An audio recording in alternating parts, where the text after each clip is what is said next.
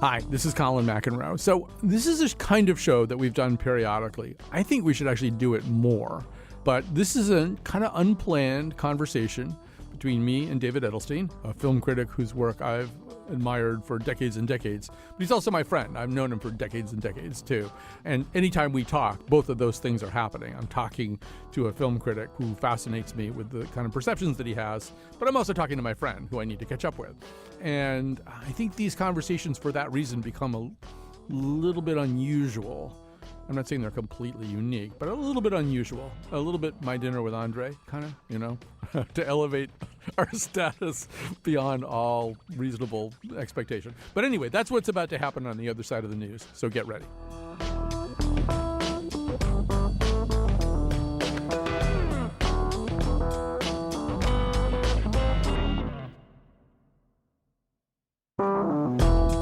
Hi, this is Colin. Welcome to the show. Let me tell you the plan to the extent that we have one. David Edelstein and I have been friends for many, many years. Too many years, really, to count. And we like to talk about movies and other culture. I mean, it's, I think, increasingly the case that you can't segregate movies from the rest of culture, even if you want to. So we're just going to have a conversation here towards the end of 2021. And we don't even necessarily know where this conversation will go. Doesn't that sound promising to you? All right, so David Edelstein, America's greatest living film critic, joins us today. We have a full hour with him. Welcome back to the Colin McEnroe Show. I'm honored and humbled to be here. Well, so let's begin with something that I know that's on your mind, which is the movie-going experience as we know it. This whole idea that you and a friend or two would go to a big room that's all dark with a big screen and ideally an adequate or really superlative sound system and experience something that you can't experience in any other way. This, you feel, is a kind of wheezing model at this point, but say more. Well, I know you're very sensitive to this because you have spoken about living with immunocompromised people, and so you're staying out of theaters altogether. But I think all of us have to constantly live with a risk-benefit analysis. I really want to see West Side Story. Do I want to die to see West Side Story? Do I want to kill people I love to see West Side Story? It shouldn't be a factor when you go out for a night's entertainment, worrying about whether or not you're going to die. But the pandemic exacerbated something that was already at work and has been at work for, well, I would say maybe 50 years, but certainly more intensely in the past 10 years. And that is increasingly the death of public culture as we know it. Used to be that, we thought of movies as a private medium because we would sit in the darkness and be left with our own thoughts, even though people were beside us. But then television became even more private, and movies somehow became a public experience. And now with streaming technology, with the explosion of films available to us online, combined with the fewer films available to us in movies, I don't see how there's any economic model forward for the chains, for Regal, for AMC. I could name some others, but they've already gone out of business. It's just not viable anymore. And it's only been with Disney now, everybody wants to be Disney. Every studio wants to emulate Disney. But what did Disney do? Disney just basically cut all its so-called mid-list movies, all its movies for grown-ups, and decided to concentrate on what they sometimes call franchises or tent poles or universes. Funny story, back in the early 90s, the critic Elvis Mitchell briefly got a job at Paramount Pictures as an executive. They learned their lesson to hire Elvis. But he would come back and I met him for drinks and he was just laughing. I said, "What are you laughing about?" He said, "Do you know what they call Star Trek at Paramount?" I said, "What?" He said, "The franchise." And oh gosh, did we have a laugh, because franchise was Burger King. Franchise was mobile stations. Franchise was 7-Elevens. Movies weren't franchises. Nowadays, that's serious critics talk about franchises. Nowadays, it's universes. Every year you can come out with a new interconnected Marvel movie or DC or Star Wars or Star Trek. That's all the studios want to make.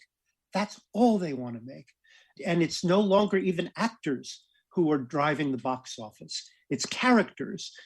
People don't want to see Tom Hardy in some little movie, but they want to see him as Venom.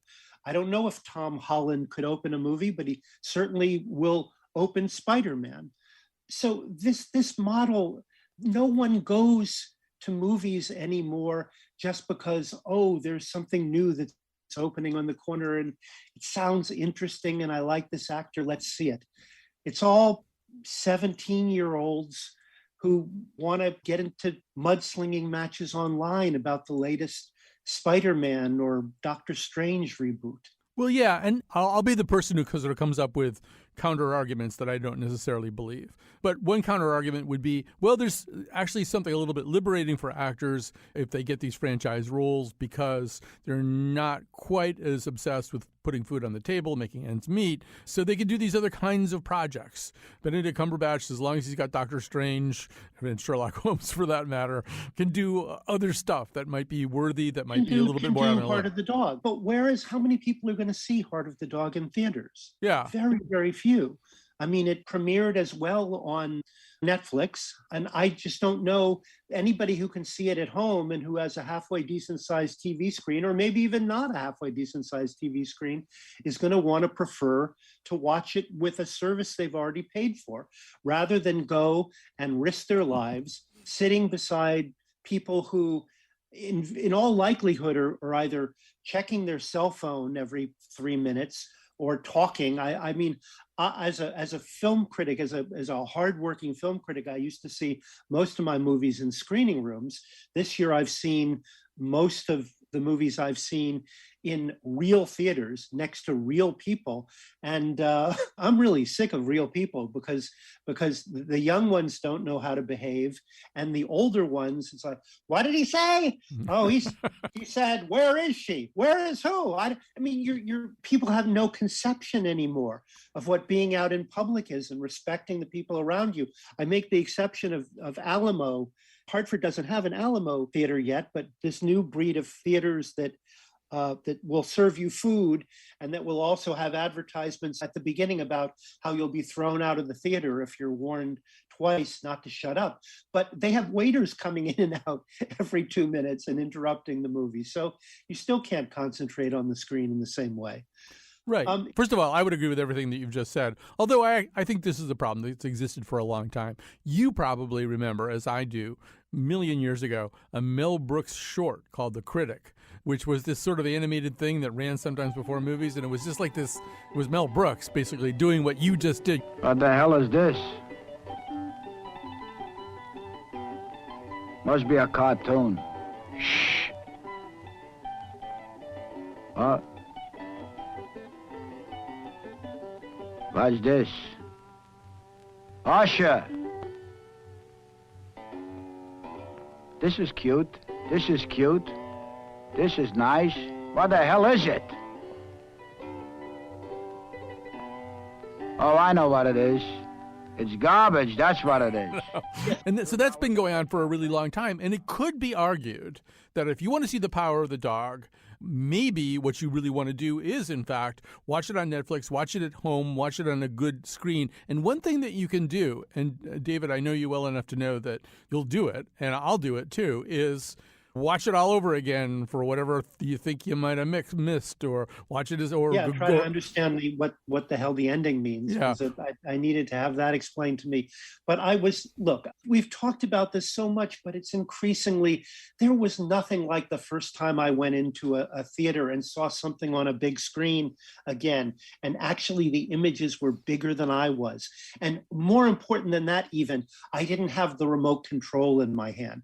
Bingham Ray, the late film distributor, brilliantly pointed out once when I was on a panel with him that the big difference with television and movies is that you have control on television. You know, you can drift off at any second or answer the phone or go to the bathroom and not miss anything. The quality of your attention is very, very different. He suggested that if you want to watch something at home and you really want to watch it, that you put the remote in the other room and you close the door, you surround yourself with people who don't want to be interrupted. That changes the nature of the experience. But I don't think most people do it that way. I think TV is just another part of your furniture and it's in competition. How can you watch some strange, imagistic, non-narrative film on television and have the same kind of experience that you would in the theater? Right. I agree there. And there certainly are movies where if you don't see them in a theater, and probably a pretty good theater, I'm thinking about two movies that I saw at Trinity Cine Studio in particular, which is where I would go if I really wanted to be enveloped by a movie. Malick's Tree of Life, which I've actually seen in two different movie theaters. I saw it up at that really great one in Great Barrington also. I mean, if you... Yeah, the Mahayway. Then I saw it at Trinity, and I would put Melancholia, for example, in a similar box, where if you're not going to see it that way, you're going to watch it and you're going to wonder why the hell this movie ever got made. because I mean, you might wonder that anyway. But, because if you don't do it that way, you'll never understand. It's like trying to look at a tiny little Kandinsky or something. Because regardless of what you think of Malick's Cosmos, and that could be a long discussion in and of itself, that movie is a hypnotic, enveloping experience. Nature only wants to please itself. Bless, O Lord, this. Get others to please it too. Your loving and faithful service. Likes to lord it over them. Bless these boys. To have its own way.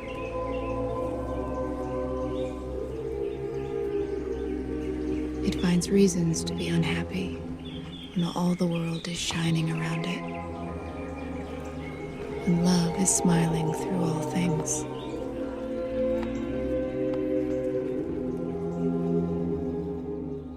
And yes, you can get that if you have enough money. Yeah, actually nowadays you can buy a 77 or 88-inch screen for, relatively little compared to what it might have cost you 20 years ago. But still, it's not going to be anything like it is watching it on a huge screen with your mouth on the floor, hearing it from all sides, having it completely fill your peripheral vision. It's funny, I was sometimes in screening rooms, I would see the New Yorker critic Richard Brody, who's, I like Richard, but he's a nut. But he always sits in the front row and a little bit off to the side. And it's like, Richard, what the hell are you doing? Oh, he says he wants to get everything else out of his frame of vision so that he can his entire field of vision is that screen. And he's inside the experience. And I tried it once and it gave me a headache. But now I sit a lot closer than I did before because, hell, if you're going to be in a movie theater, then submit to it.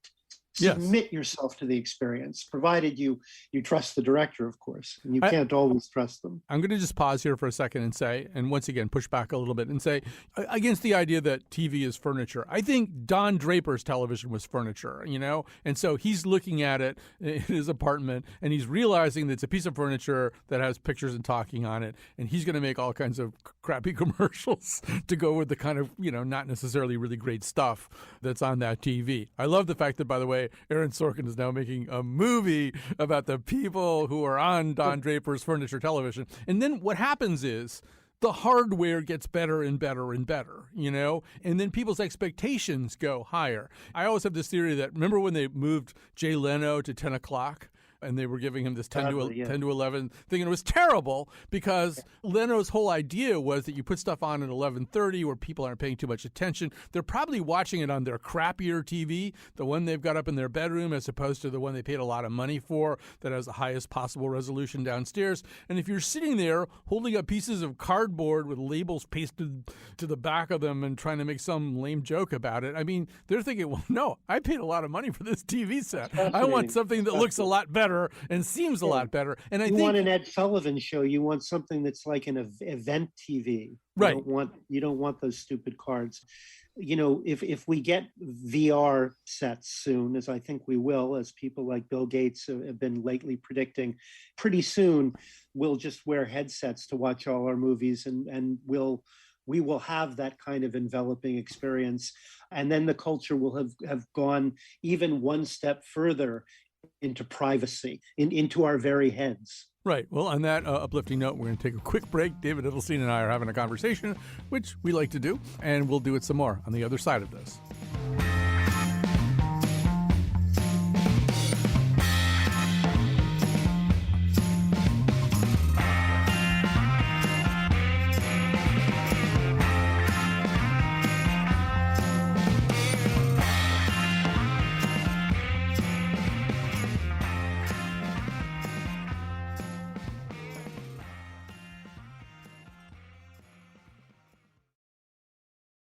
We're back.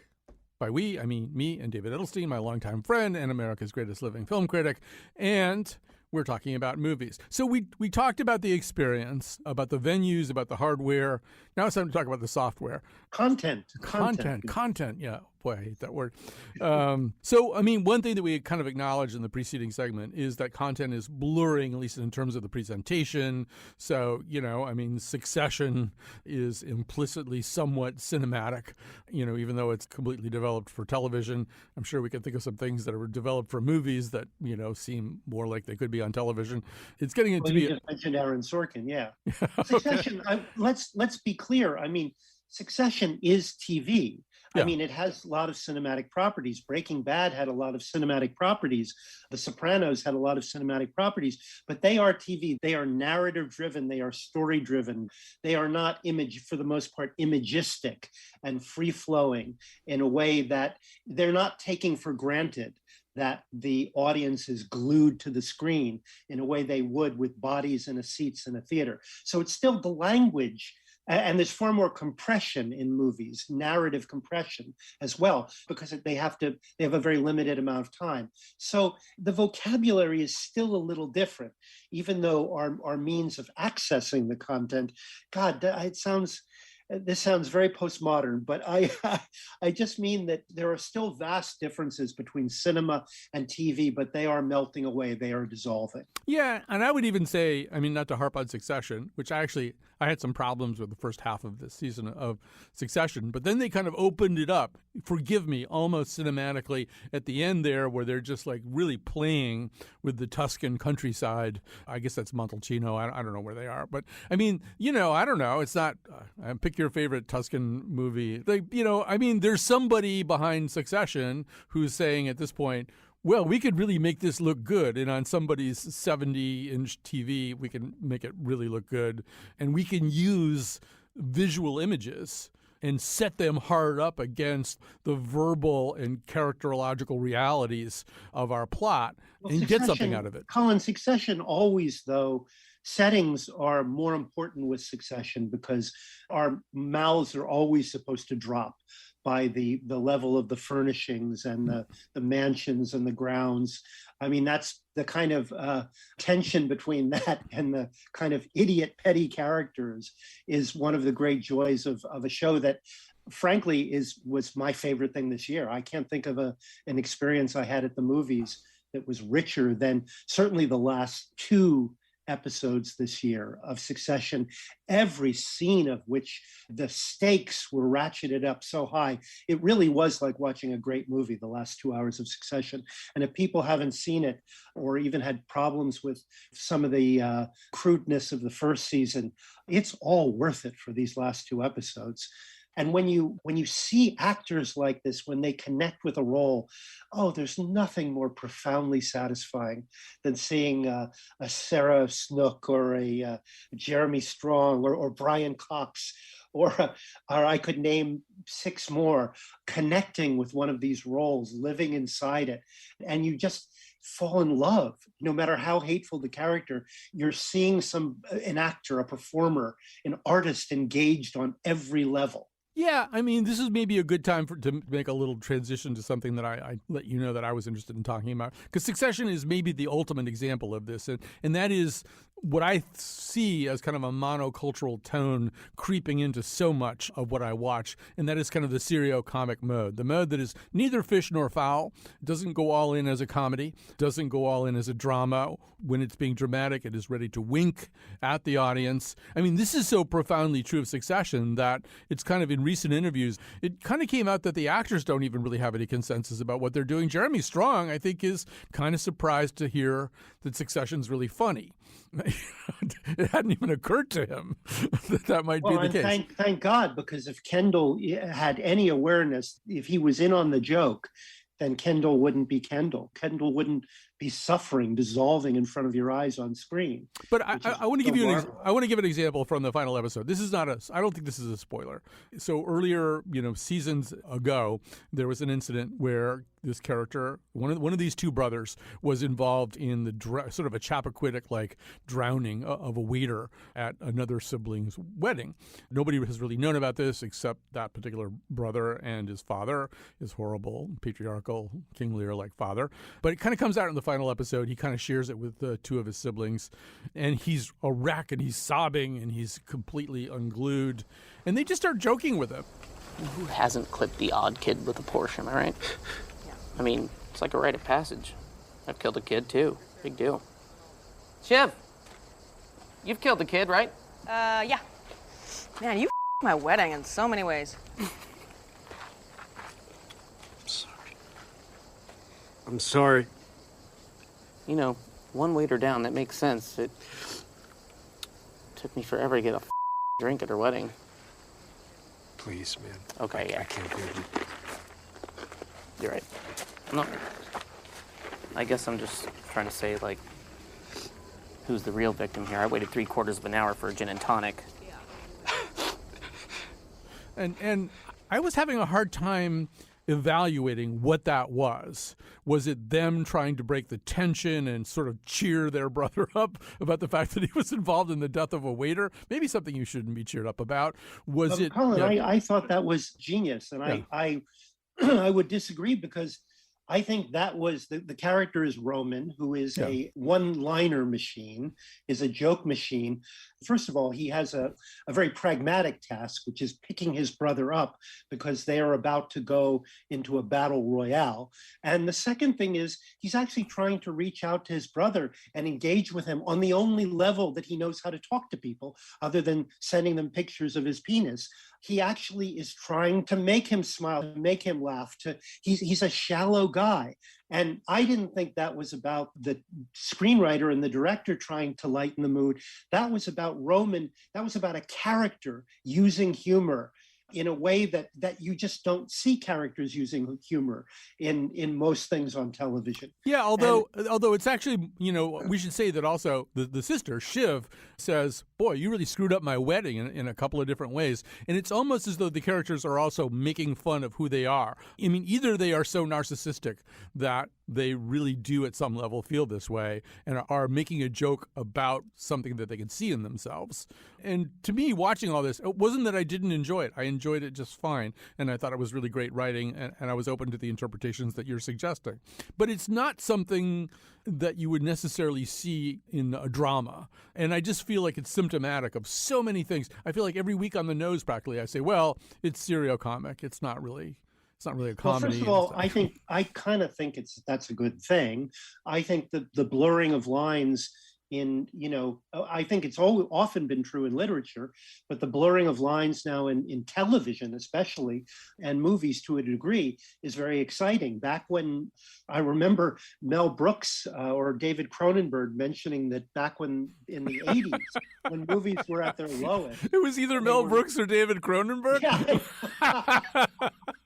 I know. I get them confused. Exactly. They're so similar. Well, they did collaborate on The Fly.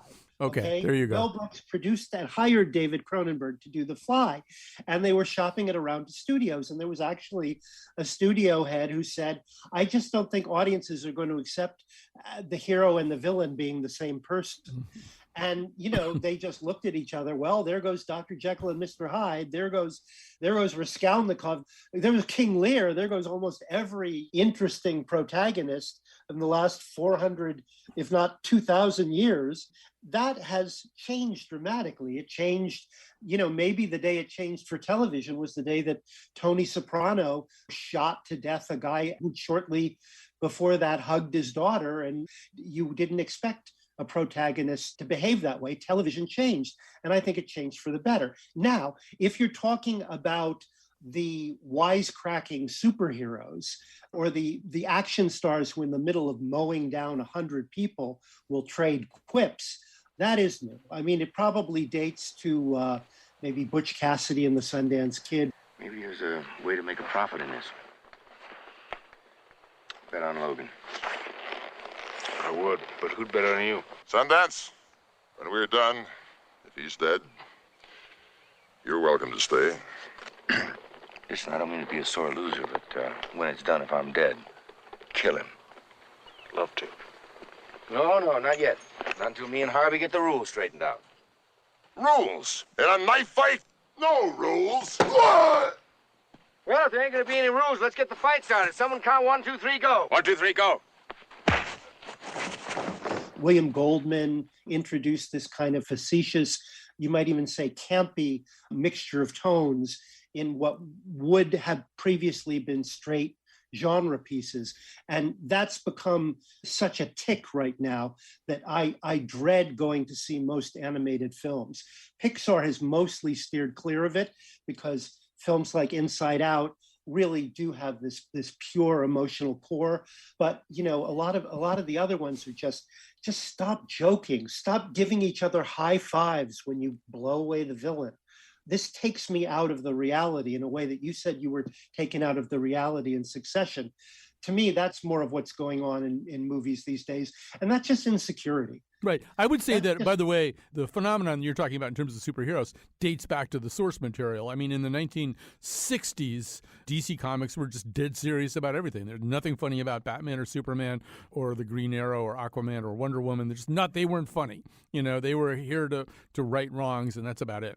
And then Marvel came along, and that was Marvel's vibe immediately from the very beginning. Those Stan Lee and Steve Ditko Spider-Man comic books. He was really funny. But Spider-Man was, when Marvel first started out as a film entity, when it got serious, Spider-Man was their marquee character. Spider-Man was the key to their style. Yes, the wisecracker, the guy who stood outside the story. Sure, I agree with that. But now everybody stands outside the story. Right. I think the profound thing, we have to go to another break here pretty soon. To me, the more profound thing that happened in both The Sopranos and Spider-Man in the comic books, because I remember being a kid and reading my first 3 or 4 Spider-Man comic books, and I kind of had been, born and bred on Batman and stuff like that. There's one point early on where Spider-Man swings through the window of a psychiatrist's office and immobilizes him in his chair with webbing, and then just sort of wants therapy. He wants to know why he's doing this. And people don't even like him, and the newspaper attacks him all the time. And why would he be doing something like this? And of course, the poor psychiatrist is terrified of him, and I don't really know what he says. But, to me, one of the revolutionary and maybe slightly postmodern techniques that we see in both there and The Sopranos is the idea of somebody going and getting help. When we first meet Tony Soprano, what's he doing? He's going and getting help because he knows the life that he's leading right now is not psychologically sustainable. He wouldn't put it that way. But to me, that's like a real interesting modern thing, that you wouldn't have seen in the 40s, 50s, and early 60s. So it's the Hamletization of pop culture, and which is, as you suggest, goes hand in hand with therapy, with psychotherapy. Well, maybe that's a bad thing in some cases, but in other cases, it's opened up whole new worlds for us. All right, so we'll take a break right now. We'll come back with more of David Edelstein.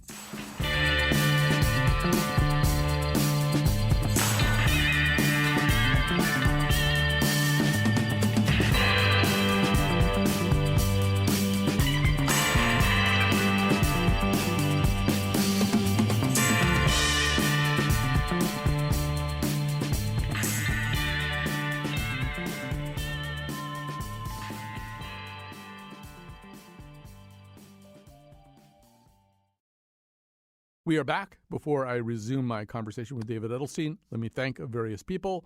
Dylan Reyes and Kat Pastor are our technical producers today. Jonathan McPence is going to be the producer of this, and it's going to take a lot of work. Not because we haven't been scintillating, because we absolutely have, but he's going to have to add a lot of clips and music and stuff like that. But the thing you're hearing is going to be great. So David Edelstein. Colin, let me interrupt you. Yes. And let me ask you a question. Okay. What was your favorite movie this year? I know you haven't been to the theater, right? But you haven't, right? Right. So what was your favorite cinematic experience this year? So I can tell you whether I can make fun of you or heartily agree with you. Well, you're not going to do the latter. At the moment, my answer is, and it could be, sort of just a recency bias. I really was struck by the movie Pig, which I saw quite recently. This is a Nicolas Cage vehicle. I'm not a big Nicolas Cage fan. It's about a chef who has come apart, kind of come unglued. He's living in the woods, and people come and steal the pig that he is at least nominally using to find truffles. But then it kind of turns into this just exploration of food culture, and it all takes place in Portland. There's this incredible scene where he kind of gently rebukes this young chef who's fallen into all that kind of gastrochemistry stuff. What is the concept here? We're interested in taking local ingredients native to this region and just deconstructing them, making the familiar feel foreign, thereby giving us an even greater appreciation of food as a whole. This is the kind of cooking you like? It's cutting edge. It's very exciting. Exciting. I mean, everybody loves it. You like cooking it? Absolutely. Derek. And it is sort of about recovering your soul and figuring out where your soul is located. And there's something also intrinsically, to my way of thinking, Buddhist about the level of acceptance and the process that Cage's character uses on his quest. I don't know. I'm sort of looking for answers right now. I'm looking for answers after an incredibly troubling 2 years. And I thought there were more answers or more interesting spiritual vectors in Pig than I've seen in a lot of movies. But go ahead. That was a film that was far about someone who was so far removed from civilization that I think he resonated with a lot of people at this particular time. It was also an extraordinarily beautiful movie. It should be seen on the widest screen, if your TV screen, the biggest and widest screen, because the space around him, the space that's created in the film is very, very important. I felt it was a little predictable. I found the dramatic beats. There were no surprises for me in anything that happened in the film. But unlike you, I admire a lot of what Nicolas Cage does. I admire that his fourth wife is 27 years old, and he proposed to her via FedEx because she lived in Japan. There's a lot about the guy's flakiness that I find very entertaining, and it was a really good part for him. I believed he would sit and think about truffles and sauces and for a long, long time, and probably Cage did. But it didn't surprise me in the way that I think it surprised you. And maybe that's just I've seen too many movies. Well, I've seen too many films with that same spiritual journey. So I'll do a callback here, and then I'm going to ask you the same question you asked me. But, to me, I don't know if you remember The Year of Living Dangerously, that character Billy, who's played by Linda Hunt, who's constantly quoting Tolstoy, "How then shall we live?" And to me, Pig does that. It sort of says, how then shall we live? What's good? Where is our soul located? What are good activities for us? What are good ways to solve problems? What are bad ways to solve problems? What are ways in which our attachment to certain things create loneliness for us? To me, those are like major questions. I saw them dealt with in Pig more than I typically see them in movies. Colin, I was asked by one of the CBS morning shows a couple of weeks ago to rewatch on camera It's a Wonderful Life for its 75th anniversary. And in doing some research, I found a number of books with 25 or 75 or 100 life lessons to be learned from It's a Wonderful Life, little sermonettes pegged to each particular scene. And I believe that you could write that book about Pig, and it would probably be a lot more interesting than what I read about It's a Wonderful Life, although certainly those sermonettes are very much in the movie. By the way, that's another one of these movies that's going to be shown in theaters, coming up in the holiday season, and I can't imagine why anybody would risk sitting in a theater to see It's a Wonderful Life, but more power to you if you do. Particularly the theater in Potterville, where they never do any deep cleaning. All right, so the theater in Potterville. Wait a minute, the theater in Potterville would have been so great if George Bailey hadn't lived. It would have had dancing girls. It would have had a little bit of raunch and fun. You see that movie and you realize that Frank Capra was such a prig. His idea of hell was actually a main street of Potterville, where people were not Bedford Falls, but Potterville, where people looked like they were having a good time. Right. So I have to ask you the same question that you asked me. What's the standout movie for you? I'm not asking you the best movie you saw. I'm asking you the same question you asked me. What's your favorite movie you saw? Well, I saw two. One about 9 months ago, and one about the day before yesterday.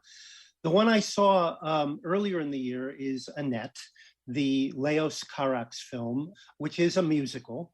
Music by the Sparks Brothers, Adam Driver as a stand-up comic, Marion Cotillard as an opera singer, and a marionette playing their daughter, and then a real girl playing their daughter, Annette. And Leos Carax is a guy I remember very clearly. I panned his first movie in The Village Voice back in the day, and I understand that and the New York Times pan discouraged distributors from picking it up. I've always felt rather guilty about that. I thought Leos Carax was a real poseur, and I still think he's a poseur, but I also think, a poseur can be genuine. A poseur can be striking, melodramatic, operatic, cinematic poses, because their heart is just so huge that it's the only way they can somehow contain their feelings. I thought it was a stunningly beautiful, mind-expanding way of dealing with emotions that this guy just could not express in any realistic form. I think that the poses, the stylization of the movie heightened really authentic emotions of loss and loneliness and jealousy. And there was something early on in the movie. Let me just give you an example. There is a stand-up act earlier in the movie that Adam Driver's character does. He's a sort of typically pugilistic comedian. Well, of course, I've heard the rumors too. They say my show kills. But relax, you see my contract? Save your breath. Says so here. Mr. Henry McHenry is not allowed to make the public laugh to death.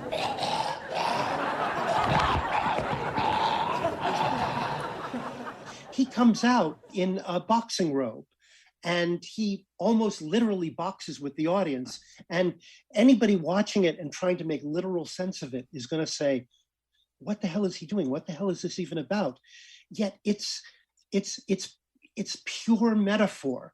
Leos Carax has made a film that is pure metaphor. And I know I sound like the most insufferable pointy head here. It sounds like I'm getting so abstract, but to watch something and to know what you're seeing isn't literal, but that it works on every other possible level it could possibly work without being literal is something that only movies can do, and teaches you to make imaginative leaps, without which I think we would be much, much coarser and duller and more linear and a lot of the stuff we are. All right, so that means I'm going to have to watch Annette. I'm probably going to have to go back and watch Holy Motors too. And Holy Motors is good. Right. The other one I saw is Sean Baker's new film, Red Rocket. Sean Baker did my favorite film of its year, The Florida Project, as well as Tangerine.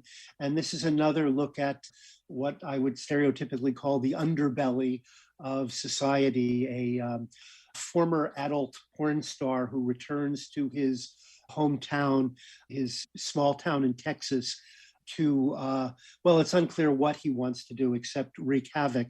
It's a film that will push every culturally taboo button that maybe can be pushed, and yet is just so exhilarating, is so free from self-consciousness and from fear.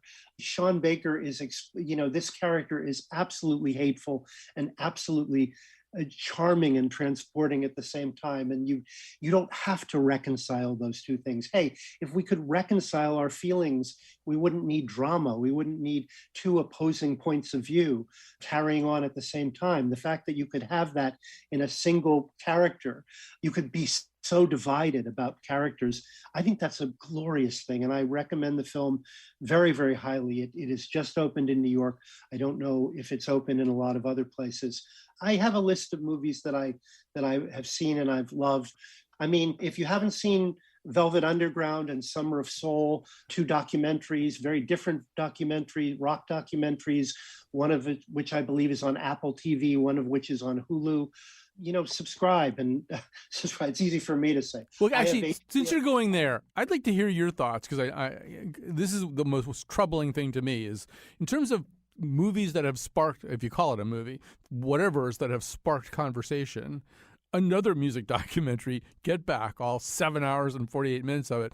I know I just have run into more people who want to talk about that than I have about maybe Succession would be the other one. But, people saw that and they really want to talk about it, which is amazing to me on a whole bunch of different levels. But I don't know that I necessarily know your take. I've seen you on social media talk about it a little bit. Well, I absolutely adored it because my favorite fantasy movie genre is time travel. Mm-hmm. And I felt like Peter Jackson gave me the best kind of Altman movie, 7-hour Altman movie of the Beatles sitting around dealing with all the crap that they were dealing with right before your very eyes. I felt very, very privileged.